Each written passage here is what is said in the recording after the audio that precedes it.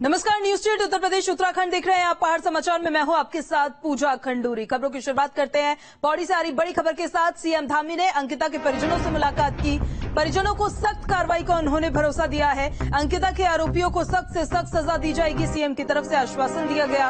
आरोपियों पर fast track court में मुकदमा चलाया जाएगा। इस वक्त की बड़ी जानकारी आपको बता रहे हैं। सीएम पुष्कर सिंह धामी पौड़ी पहुंचे थे, जहां पर उन्होंने अंकिता के परिजनों से गुपचुप मुलाकात की और परिजनों को सख्त कार्रवाई का उन्होंने भरोसा दिया है। उन्होंने कहा है कि सरकार उनके साथ खड़ी है।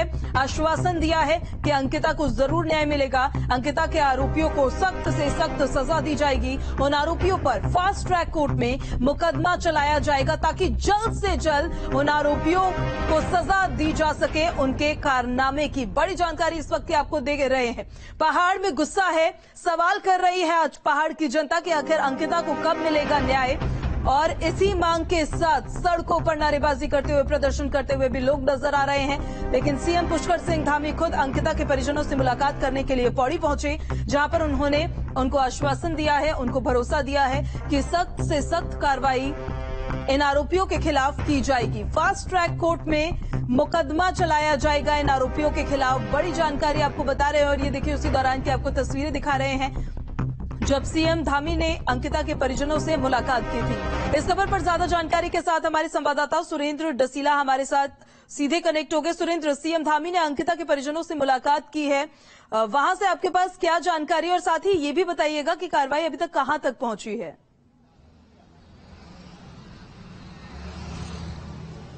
देखिए, मुख्यमंत्री आज अंकिता भंडारी के परिजनों से मिलने पहुंचे थे। उनके माता पिता से उन्होंने मुलाकात की और उनको भरोसा दिलाया कि राज्य सरकार इस पूरे मुद्दे को बहुत गंभीरता से देख रही है। मुख्यमंत्री के साथ प्रदेश के स्वास्थ्य मंत्री भी मौजूद थे और मुख्यमंत्री ने कहा कि हम फास्ट ट्रैक कोर्ट में इसे चलाने के लिए न्यायालय में हमने प्रार्थना पत्र भी दिया है और पूरी कोशिश हमारी ये है कि जल्द से जल्द इस पूरे मामले में कन्विक्शन हो जाए।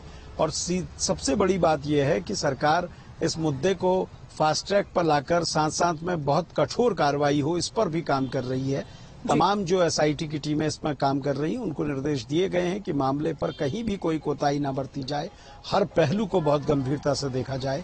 कोर्ट में पैरवी करने के दौरान से लेकर चार्जशीट दाखिल करने तक हर चीज में कहीं न कहीं गंभीरता बरतनी होगी और तभी इस पर बहुत ठोस कार्रवाई होगी। और दूसरा, जहां तक आपने बात की है कि इस पूरे मामले में कार्रवाई कहां तक पहुंची है, देखिए एसआईटी की टीम लगातार जांच कर रही है और आज भी जो तीनों आरोपी हैं इनको रिमांड पे लिया गया है। 3 दिन की पुलिस कस्टडी रिमांड मिली है। अब रिमांड के दौरान पुलिस सख्ती के साथ इनसे पूछताछ करेगी। पूछताछ में ये पता लगाने की कोशिश करेगी कि आखिरकार किस तरह से इन्होंने पूरा ये अपराध किया, क्योंकि अब तक जो बातें ये लोग बता रहे थे उसमें बहुत सारी चीजें क्लियर नहीं हो पा रही। बहुत सारी चीजें ऐसी हैं जिनमें कॉन्ट्राडिक्शन है। तो इसके साथ साथ और मोबाइल भी बरामद करने की कोशिश की जाएगी। एक मोबाइल तो मिला है। सुरेंद्र, आपके पास हम वापस लौट रहे हैं। अंकिता के आरोपियों को सख्त से सख्त सजा दिलाने, परिजनों को न्याय दिलाने को लेकर उत्तराखंड सरकार एक्शन में है। सीएम धामी ने परिजनों से मुलाकात के दौरान एक बार फिर से अपने इरादे जता दिए हैं। एक रिपोर्ट आपको दिखाते हैं। अंकिता हत्याकांड को लेकर प्रदेश में जारी सियासत के बीच सीएम धामी पीड़ित परिवार को न्याय दिलाने को लेकर एक्शन में है। एक और जहां एसआईटी पूरे मामले में ठोस सबूत जुटा रही है, तो वहीं पूरे मामले की सुनवाई फास्ट ट्रैक कोर्ट पे होने को लेकर कोशिशें जोरों पर है। इस बीच सीएम धामी ने शुक्रवार को पौड़ी में पीड़ित परिजनों से मुलाकात की और उन्हें न्याय का भरोसा दिलाया। साथ ही आरोपियों के खिलाफ सख्त से सख्त कार्रवाई की भी बात कही। अंकिता इस गांव की बेटी है, अपने माँ बाप की बेटी है, पूरे उत्तराखंड की बेटी है, हमारी बेटी है। उसको न्याय मिले, उसके न्याय के लिए जो भी जरूरी कार्रवाई है वो सारी की सारी हम करेंगे, क्योंकि उत्तराखंड राज्य के अंदर इस प्रकार का जघन्य अपराध, इस प्रकार की घिनौनी कर किसी भी कीमत पर सहने योग्य नहीं है, बर्दाश्त करने योग्य नहीं है। इसलिए हमारा हर संभव प्रयास रहेगा कि उनको कठोर से कठोर सजा मिले और ऐसे समय में हम पूरी सरकार उनके परिवार के साथ है। हर संभव जो भी सहायता हो सकती है वो हम लोग आगे आकर करेंगे। वहीं अंकिता भंडारी हत्याकांड का पूरा सच जल्द सामने आ सकता है। दरअसल कोटद्वार की अदालत ने पुलकित आर्या समेत तीनों आरोपियों को 3 दिनों की पुलिस कस्टडी में भेज दिया है। इस बीच आरोपियों से सच उगलवाने के लिए पुलिस भी तैयार है। आरोपियों से पूछताछ के लिए विशेष टीम भी बनाई गई है। अंकिता हत्याकांड में तीनों आरोपियों को एसआईटी ने पुलिस रिमांड पर ले लिया है। एसआईटी अगले 3 दिन इनसे सख्त पूछताछ करेगी, जिसमें कई सारे राज बाहर निकलने की उम्मीद है। एसआईटी की टीम को बैराज से एक मोबाइल फोन भी बरामद हुआ है। हालांकि अभी ये नहीं पता है कि ये अंकिता का फोन है या फिर ये पुलकित का फोन है। इसका डाटा भी रिकवर किया जा रहा है। आरोपियों से भी फोन के बारे में पूछताछ की जाएगी। उधर प्रदेश भर में अंकिता हत्याकांड को लेकर सियासत जोरों पर है, जहां विपक्ष सरकार के खिलाफ हमलावर है। जगह जगह धरना प्रदर्शन हो रहा है, तो वहीं आरोपियों को पुलिस कस्टडी में लिए जाने पर पूर्व सीएम त्रिवेंद्र सिंह रावत ने शासन और प्रशासन की जमकर तारीफ की है। उस पर जांच हुई है, पुलिस ने बहुत बेहतर काम किया है। देखिए 24 घंटे के अंदर तीनों अपराधियों को, घटना के स्थल को और तमाम जो आवश्यक जो तथ्य होते हैं, जो इस तरह के केस में जरूरत होती है, उनको एकत्रित करने का काम पौड़ी जिले की पुलिस ने किया है। अब एसआईटी को पूरी जांच का जिम्मा दिया गया है, ताकि जो अपराधी हैं उनको कहीं पर भी छूटने की गुंजाइश न हो, उनके अपराध के अनुसार उनको सजा मिले। फिलहाल आरोपियों की पुलिस कस्टडी और सीएम धामी के सख्त एक्शन से एक बात तो साफ है, अंकिता के परिजनों को इंसाफ जल्द मिलेगा। इस पूरे मामले पर सरकार भी गंभीर है। मुख्यमंत्री खुद पीड़ित के परिवार से मिलने उनके गांव पहुंचे। इस दौरान प्रदेश के स्वास्थ्य मंत्री धन सिंह रावत भी उनके साथ थे। मुख्यमंत्री ने परिवार से कहा कि अंकिता को न्याय दिलाने के लिए फास्ट ट्रैक कोर्ट पर इस पूरे मामले को ले जाया जा रहा है और वहीं आरोपियों के खिलाफ सख्त से सख्त कार्रवाई हो, इसके लिए पुलिस को निर्देश भी दिए गए हैं। अब ये देखना है कि एसआईटी के हाथ किस तरह के सबूत लगते हैं, क्योंकि अगले 3 दिन आरोपियों के लिए मुश्किलों भरे होंगे, क्योंकि पुलिस रिमांड में एसआईटी बहुत सारे राज उगलवा सकती है। वीडियो जर्नलिस्ट सोनी कुमार के साथ सुरेंद्र डसीला, न्यूज स्टेट, देहरादून। और बड़ी खबर आपको बता दें, अंकिता हत्याकांड को लेकर सरकार सख्त है। कानून व्यवस्था पर सीएम धामी ने एक बड़ी बैठक की। सीएम धामी ने गृह विभाग की समीक्षा सचिवालय में अधिकारियों के साथ समीक्षा बैठक की है। मुख्यमंत्री ने अधिकारियों को कई निर्देश दिए हैं। इस वक्त की बड़ी जानकारी आपको बता रहे हैं, अंकिता हत्याकांड को लेकर सरकार लगातार सख्त नजर आ रही है। गृह विभाग में कानून व्यवस्था को लेकर आज तमाम विषयों पर चर्चा हुई है। सरलीकरण, समाधान और निस्तारण, ये जो हमारा मूल मंत्र है वो पुलिस विभाग में भी हो, और समय समय पर पुलिस अनेकों ऐसे कार्य हैं जिन कामों में पुलिस लीड करके आगे आकर समाज के सहयोग से और जो भी हमारे बड़े बदलाव हो सकते हैं उन बदलावों के लिए भूमिका भी निभाए। और हमारे संवाददाता सुरेंद्र डसीला हमारे साथ लगातार बने हुए हैं। सुरेंद्र, कानून व्यवस्था पर सीएम धामी ने आज बड़ी बैठक की, क्या क्या निर्देश दिए हैं इस बैठक में उन्होंने?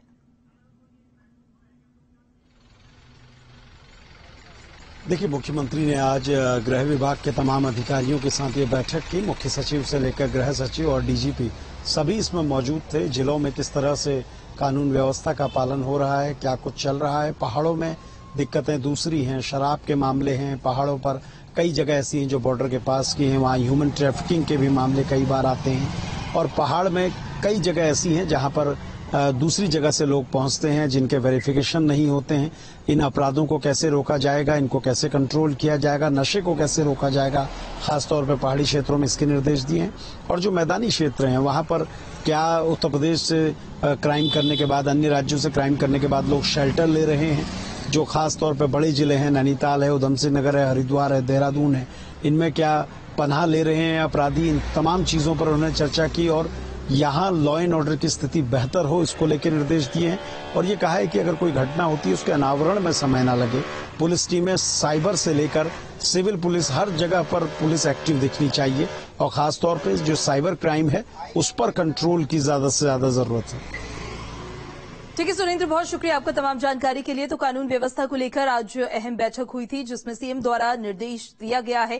राजधानी देहरादून में बीजेपी नेताओं ने अंकिता को श्रद्धांजलि दी। बीजेपी ऑफिस में आयोजित कार्यक्रम में बीजेपी के राष्ट्रीय महामंत्री बीएल संतोष, बीजेपी प्रदेश अध्यक्ष महेंद्र भट्ट के साथ सभी लोकसभा और राज्यसभा सांसदों ने श्रद्धांजलि दी है। सेवा पखवाड़ा के तहत प्रदेश भर में बीजेपी कार्यकर्ताओं ने अंकिता को श्रद्धांजलि दी। इसी मौके पर बीजेपी प्रदेश अध्यक्ष महेंद्र भट्ट ने कहा कि अंकिता के परिजनों को जल्द न्याय मिलेगा।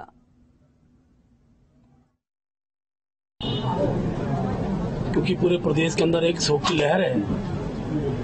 भारतीय जनता पार्टी के अध्यक्ष होने के नाते हम सब ने आज निश्चय किया कि पूरे प्रदेश के अंदर हर मंडल स्तर पर हम शोक संवेदना व्यक्त करेंगे, उस बिटिया को पुष्पांजलि अर्पित करेंगे। और आज हमारे राष्ट्रीय महामंत्री संगठन बीएल संतोष जी भी आए, हमारे पूर्व मुख्यमंत्री का, हमारे सांसदगण, हमारे मंत्रीगण, देहरादून राजधानी मुख्यालय का इस कार्यक्रम को हमने किया है। उत्तराखंड का प्रत्येक नागरिक ऐसे दुष्कर्मों की घोर भर्त्सना करता है और उस बिटिया के परिवार के साथ हम सब लोग हैं।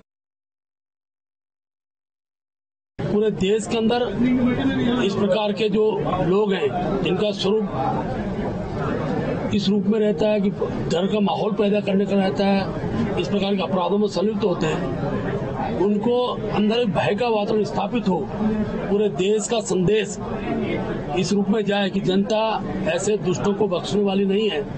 और मुख्यमंत्री जी कड़ाई के साथ उस कार्रवाई की संदेश दिया है, वो एक अपने आप में एक नजीर भविष्य के अंदर पेश हो। और उत्तराखंड बॉलीवुड की बड़ी पसंद बना है। 68वें राष्ट्रीय फिल्म पुरस्कार में अवार्ड मिला है उत्तराखंड को। मोस्ट फिल्म फ्रेंडली स्टेट का अवार्ड मिला है। वंशीधर तिवारी ने यह पुरस्कार प्राप्त किया। उत्तराखंड बॉलीवुड की बड़ी पसंद बना है। 68वें राष्ट्रीय फिल्म पुरस्कार में उत्तराखंड को मोस्ट फिल्म फ्रेंडली स्टेट का अवार्ड मिला है। उत्तराखंड की ओर से सूचना महानिदेशक वंशीधर तिवारी पुरस्कार लेने के लिए गए। उसी दौरान की तस्वीरें आपको दिखा रहे हैं। वंशीधर तिवारी ने जब ये पुरस्कार लिया था, राष्ट्रपति द्रौपदी मुर्मू की तरफ से उनको पुरस्कृत किया गया है। उत्तराखंड बॉलीवुड की बड़ी पसंद बना है। 68वां राष्ट्रीय फिल्म पुरस्कार में अवार्ड मिला है उत्तराखंड को। आज मोस्ट फिल्म फ्रेंडली स्टेट का अवार्ड उन्हें दिया गया है।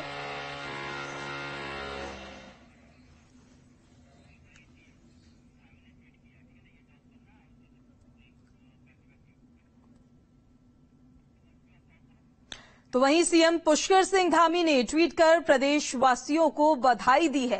फ्रेंडली स्टेट का जो अवार्ड मिला है उसमें सीएम धामी ने लिखा 68वें राष्ट्रीय फिल्म पुरस्कार के अंतर्गत आगे वो कहते हुए नजर आए हैं कि मोस्ट फिल्म फ्रेंडली, इसको स्पेशल मेंशन किया उन्होंने। पुरस्कार उत्तराखंड को प्राप्त हुआ है। ये समस्त देवभूमि वासियों के लिए एक गौरवान्वित होने वाला क्षण है। सीएम पुष्कर सिंह धामी की तरफ से ट्वीट किया गया, प्रदेशवासियों को बधाई दी गई। उन्होंने कहा सभी प्रदेशवासियों को इस पुरस्कार के लिए हार्दिक बधाई। और हरिद्वार में जिला पंचायत चुनाव में बीजेपी को बड़ी जीत हासिल हुई है। 14 सीटों पर कब्जा जमाया है। 5 सीटों पर सिमट कर रह गई कांग्रेस। जिला पंचायत बोर्ड बनाने की तैयारी में है अब बीजेपी। इस वक्त की बड़ी जानकारी, हरिद्वार में जिला पंचायत चुनाव में बीजेपी को एक बड़ी जीत हासिल हुई है। कार्यकर्ताओं में खुशी की लहर दौड़ पड़ी है।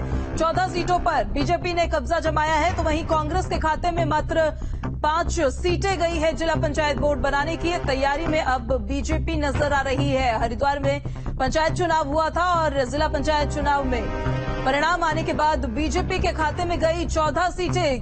कांग्रेस को 5 सीटों में संतोष करना पड़ा।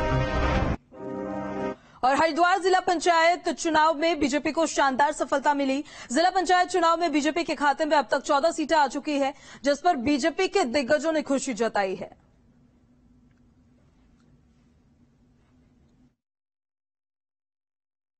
हरिद्वार में पहली बार भारतीय जनता पार्टी ने अपना परचम लहराया है। हरिद्वार के इतिहास में पहली बार हुआ जब अधिकांश ग्राम प्रधान भारतीय जनता पार्टी से चुनकर आए हैं। अधिकांश क्षेत्र समिति के सदस्य भारतीय जनता पार्टी के चुनकर आए हैं और अधिकांश जिला पंचायत के सदस्य भारतीय जनता पार्टी के चुनकर के आए हैं। हम वहां पर अपना बोर्ड बना रहे हैं जिला पंचायत का अध्यक्ष हमारा होगा और पहली बार विधिवत जिला पंचायत का अध्यक्ष हमारा होगा।